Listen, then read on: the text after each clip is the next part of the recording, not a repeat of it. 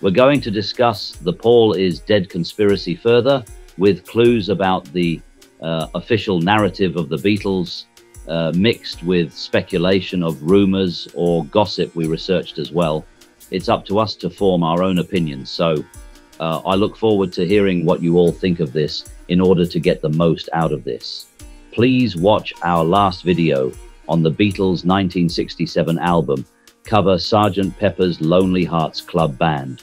It points to major clues of the Paul is dead conspiracy, and it's the source of the story proliferating.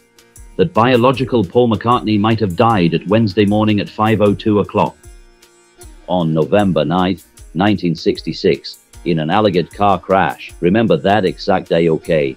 Keep that in mind, then search when did John Lennon meet Yoko Ono. In the tabloids, allegedly John Lennon met his soon-to-be second wife Yoko Ono on guess what day? November 9th, 1966 also. So let's get this straight. On the same date of the rumor at Paul is dead car crash, John meets a quote-unquote CIA ME6 handler operative known as Yoko Ono. How can this be such a coincidence? What to handler John Lennon through perhaps grief, if the deep state really assassinated biological Paul while publicly disseminating a freaky conspiracy of a car crash to hide the Illuminati's tracks? Now we know through Mike Williams's research that there have been potentially many body doubles replacing John Lennon throughout the years, most notably after 1966. So it could very well be that the John Lennon that met and married Yoko was just a fake stooge actor, yet we'll cover that conspiracy in another video. For now, we'll carry on without too much speculation on who John is at this point in time. By the official Beatles narrative, Yoko would later on be the reason that John decided to formally leave the Beatles around 1970. So again, the date that apparently an original band member, Paul McCartney, allegedly died is the same day in the calendar year that John Lennon would meet the handler that would appear next to him all the time and break up the band. Fast forward to the year 1980, and Yoko Ono was also staying with John Lennon in New York City at the Dakota Hotel the day he was assassinated on the street by Mark David Chapman, and she could very well have been some sort of accomplice. Stay tuned for the end for that.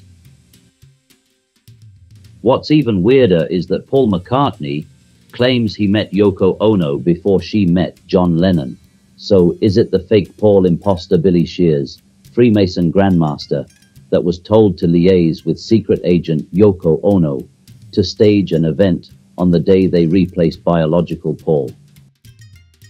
In Paul McCartney's book, The Lyrics, 1956 to the present, released in 2021, fake Paul says he'd known Yoko since she'd arrived in London in the mid-1960s. Paul McCartney met Yoko Ono before John did, and that's out of Paul's own words written in his autobiography. Listen to this. Isn't it true that you knew Yoko first and you passed her off to John? Well, now, you know, the terrible thing is, man, time and memory. So when you met Yoko, yeah, she claimed she didn't know who the Beatles were, but meanwhile, she knew who the Beatles were because she had met him. She met you. Yeah, well, you know, the thing is, I have like my version of the story. What is your version? My version is that we were in London and Yoko came around to my house, knocking on the door. Someone said, there's this Japanese lady outside there. And I said, okay, let her in, because I was very that those days. Why would you let a Japanese lady in? I let everyone in. Okay. I let Mr. Kite in. Really? I had Jesus one night. Really? Yeah, it was a guy who was delusional and thought he was Jesus came to your door and you let him in. Maybe. Or maybe he was. Right. I don't know. Maybe he was. I never made up my mind on that one. Right. But in those days, you know, people who came around like that, you generally, I was living on my own, so I would just say, well, come on in, have a cup of tea, we'll have a talk. Right. So this is before Linda, you're single. Yeah. And Yoko knocks on the door. My recollection, you know, against the allegation, no, is that she came in and she said, it's John Cage's birthday. and us artists want to collect a bunch of manuscripts to give him for his, whatever it was, 60th or something birthday. Right. And I thought immediately, I don't really want to do this. Right. I thought, but because I don't like to give away the stuff, I like to keep that stuff where we wrote, yesterday on the back of an envelope. Right. In other words, you don't auction that stuff off and stuff like that. You say, hey, I wrote this. I want to own it. Give it to my kids maybe or right. something. Means something to you. So I wasn't that keen to give it away. But I just thought, you said, but my friend John might. Right. And that's my recollection that I then said, and he lives here, and she went to see him. Did she offer herself to you sexually? No. She did not. Did you get the impression that she was there in order to score a Beatle, so to speak? No, I didn't. It was all above board. You're saying that with a smile. That there was she knew of the Beatles. I don't know. But of course, if she knocked on your door, she knew you were a Beatle. And if she wanted a manuscript of what? Of John Doe? Right. Yeah. So didn't you in fact laugh at her years later when she said, I didn't know who John was, I don't know Beatles, I never heard. You knew that was not true. I don't know, man. I tell you, live and let live. It's too sort of, life's too short for all that stuff. We've been through. But you also all have that. to share. You have to call her regularly to do Beatles business, right? So you have to get along with her. Yeah, to some degree. So exactly. if in fact you said here today that Yoko in fact wanted you sexually, and in fact knew who the Beatles were, it would probably screw up your business dealings with her. I'd be dead meat. Yeah, you would be dead meat in those meetings. No, it's we haven't got the greatest relationship. That's true, but we get on. We're okay. You do. Yeah, sure. Yeah. Here's the story in fine detail, okay? Because it gets creepier. On September the 1st, 1966, a 33-year-old woman named Yoko Ono arrived to London, England. Not only is it striking that she has the 33 years of age, like the number for masonry, but also the date she arrived to England. September 1st leaves 121 days remaining in the year, and John Lennon equals 121, English ordinal in Cyphers. But I digress. According to eyewitnesses written about in the book McCartney by Christopher Sanford, not long after Yoko Ono's arrival in Britain, she turned up at Paul McCartney's home in Cavendish Avenue. She allegedly talked her way inside and asked Paul if he had any spare manuscripts of Beatles lyrics or other stuff that she could present to her friend, the musician John Cage. Paul says he turned her down and suggested to her that she might like to try asking John Lennon, and that was that according to the conventional story.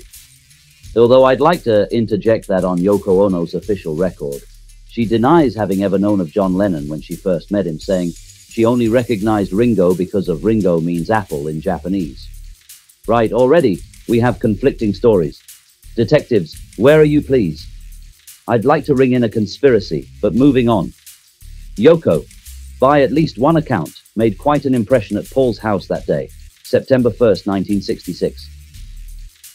According to a source in the book, a man familiar with the day-to-day lives of the Beatles says Paul invited her upstairs in his house. Taking a quote out of the book titled McCartney, it says that after some time, down Yoko Ono came, closely followed by Paul McCartney with an ear-splitting grin on his face. It all fitted. People will tell you that they're incompatible. Not then they weren't. They stood up there close and she took his arm. He was hugging her. Paul also reportedly showered enormous praise on Yoko's portfolio. So yes, this book actually implies that fake Paul had a romantic fling with Yoko Ono before he then handed her over to John. So here's more of this story. A week later, after this incident, Yoko had her exhibition at a gallery that Paul and some of his friends had helped set up. It was called the Indica Gallery, and it was in the basement of a bookstore in somewhere called, excuse me, hold your laughter, Mason's Yard. It's where Paul hung out with the friends, like poet William S. Burroughs. Some sources even say that Ian Akamov, wait, let's reverse that. Ian Yakimo, McCartney. Ian Yakimo, hosted Yoko Ono's art gallery. Let's divulge into this backstory a bit. According to the Paul McCartney project, apparently Paul became involved with the underground culture in London and helped set up the Indica bookshop and gallery. He was the Indica bookshop's first customer. Paul's girlfriend at the time, Jane Asher, donated to the Indica gallery as well. McCartney helped to draw the flyers, which were used to advertise the Indica's opening. Yakamo's opening. Just to give you an idea of Paul's taste at the time and the gallery's offering, here are the first 4 books that Paul bought. 2 poetry books, Peace I by Ed Sanders and It Is a Song by Anselm Hollow, Drugs and the Mind by Robert Ropp, and Gandhi's Non-Violent Resistance. Fake Paul then encouraged fellow Beatles member John Lennon to visit Yoko Ono's November 9th gallery show. So the night of 9th of November 1966, just hours after biological, Paul was likely officially pronounced dead. John Lennon allegedly attended Yoko Ono's exhibition at the Indica Art Gallery called Unfinished Paintings and Objects. As far as the love story, John went to the exhibit, and that's where he met Yoko. Her exhibit, which involved climbing a Masonic ladder to see the word yes that intrigued John. With all this junk, So then there was this ladder and a thing on the ceiling. So I climbed the ladder, and on the ceiling it said, yes. You see, so I thought, I agreed then. It's okay, I mean, it's like those jokes, while you're looking at here, you're dribbling down your trousers and that. I mean, it's all sort of connected. I mean, people get a buzz out of that in the toilet, but if you put it on in a room, it upsets them a bit because they've got preconceived ideas about where those messages should be. But it said yes. And if it had said no, well, I would have carried on with my preconceived ideas about art and artists, that they're all sort of, sure. But it said yes, and that was enough, And then she came up and said she didn't know who I was and was saying, do you like to hammer a nail in? It's 5 shillings. So I said, I didn't have any money, so I said, I'll hammer an imaginary nail in and give you an imaginary 5 shillings. And she agreed to that. She accepted that on the same basis as we accept her work. I'd accepted her work, and that was how we met, actually. Now, this is the most phony part. Once John and Yoko's romance became the real deal, Paul McCartney says he started feeling pushed out. All right, so Paul and John were songwriting partners, right? And suddenly they weren't writing songs together anymore. He claims John began to do everything with Yoko. He dreamed of leaving the band and exploring things with her. Whoa, okay. How about Paul McCartney as we know him today is a liar and a Freemason that was trying to destroy the Beatles by giving the original leader a handler? Paul goes on to say that John made matters worse by inviting Yoko to hang out in the recording studio. Paul thought it was intrusive, but I'm sorry. If Paul met Yoko first, then what is going on here is fake. Paul hoping no one will account for the entire story from start to finish, for us to believe his propaganda. Why would original Paul set his friend up with someone that would break up the band? Furthermore, everyone knows the growing resentment against fake Paul was the real reason the Beatles broke up.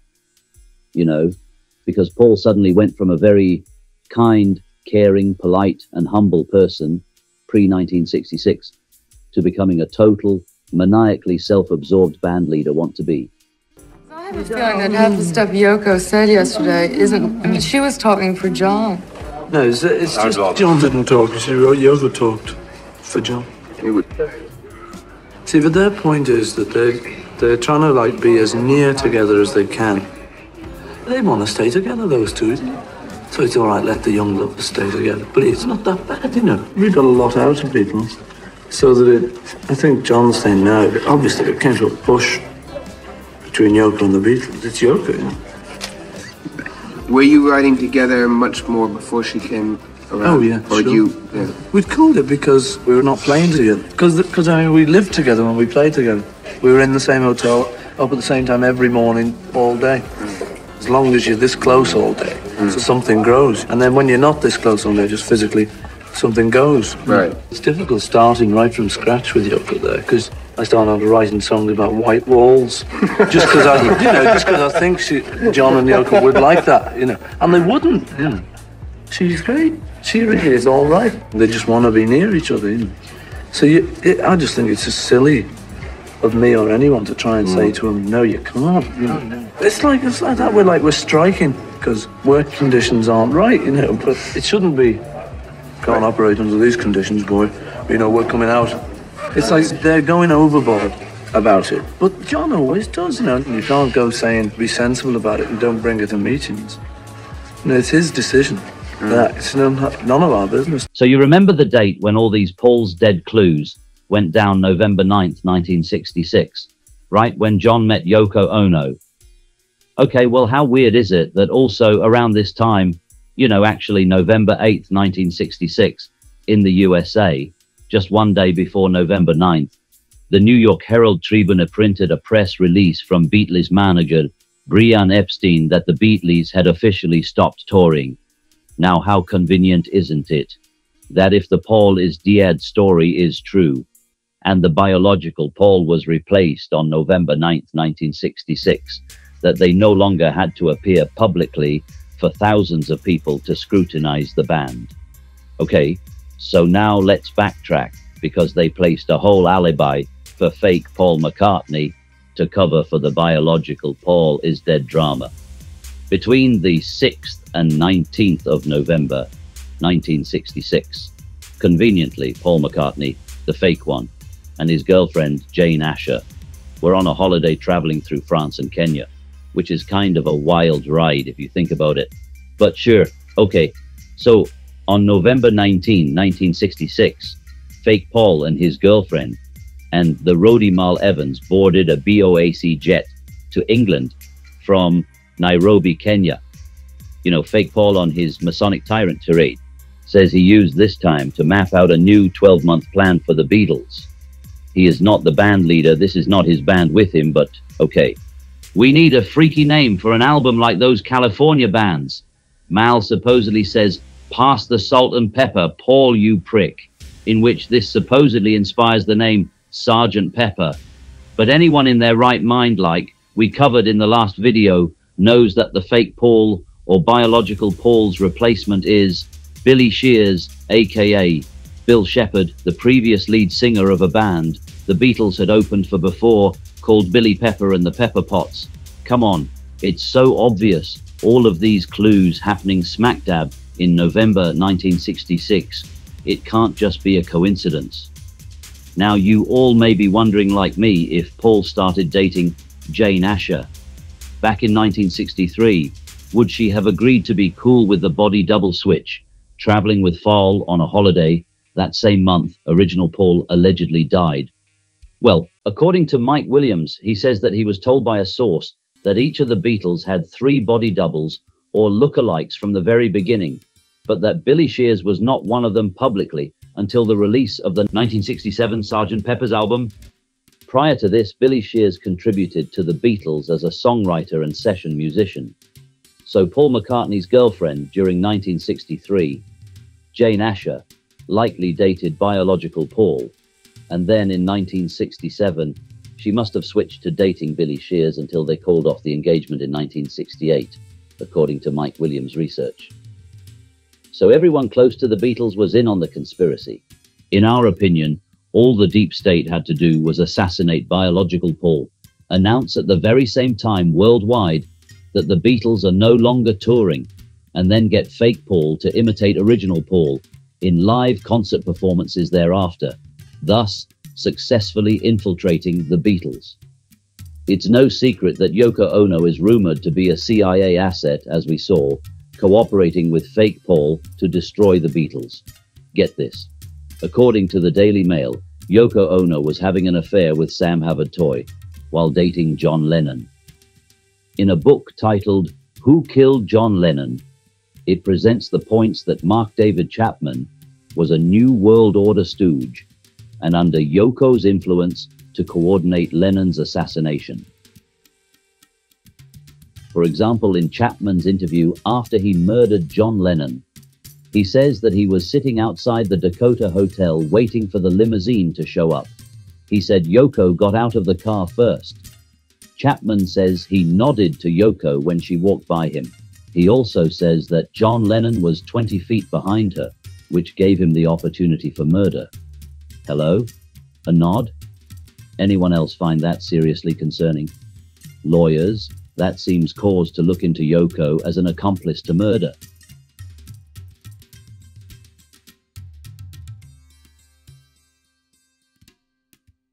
What's worse is that, on the same night as John's murder, the Daily Mail reports Yoko Ono's side lover, the guy she was having an affair with, Sam Havertoy, moved into the Dakota Hotel too.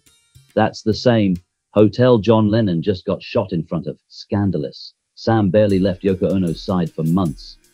And suddenly Sam took on a new image on the same night as John's murder. It is said Havertoy moved into the Dakota, and he barely left Yoko's side for months. But suddenly, Sam took on a new image. Yoko had her young companion dressed up in John's old clothes and wear his hair long just like John. It was an impersonation that shocked and embarrassed their neighbors, including ballet star Rudolf Nureyev, who commented on it. BBC's Andy Peebles is one of the last journalists to interview Lennon. Following the pivotal interview, Andy struck up a friendship with Yoko. Speaking for the first time, he recalls his misgivings about her conduct after Lennon's death, including how she acted with her new boyfriend. He explained to Daily Mail, "I began to wonder if Yoko had encouraged John to go off and have a fling with May Peng, so that she could explore her attraction to Havertoy. Thus, it's thought that Yoko's relationship with Sam must have existed even prior to Lennon's death." Andy said, "I knew she was in a new relationship with Sam Havertoy, a sculptor and antiques expert, 20 years her junior and a former Lennon aide. It was quite scandalous.